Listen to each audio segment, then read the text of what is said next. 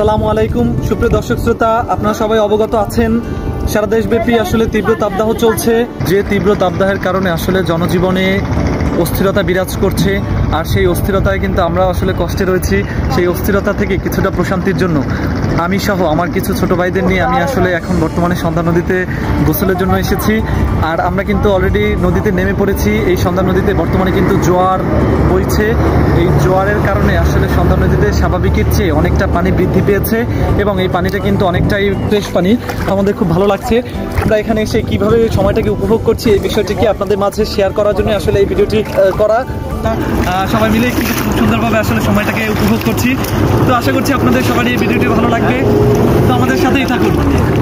সুন্দরভাবে কিন্তু গোসল করছি, সব মিলে কিন্তু খুব ভালো লাগছে আসলে।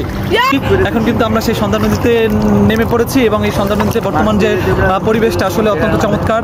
এই সন্ধ্যা নদীতে কিন্তু এখন অনেক বেশি পানি আর রয়েছে এবং এখানে কিন্তু পানির সাথে সাথে যে টগর আসতেছে, জোয়ার হচ্ছে যেহেতু এখন, এই কারণে কিন্তু এখন বর্তমান সব মিলিয়ে আসলে খুব ভালো লাগছে।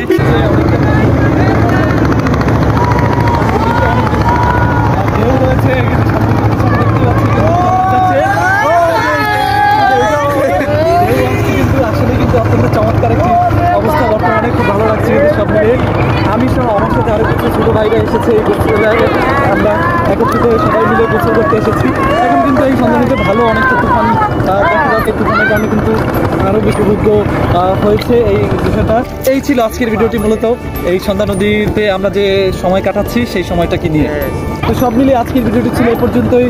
তো ঠিক আছে, সবাই ভালো থাকবেন, সুস্থ থাকবেন, দেখা হবে নতুন আরেকটি ভিডিও।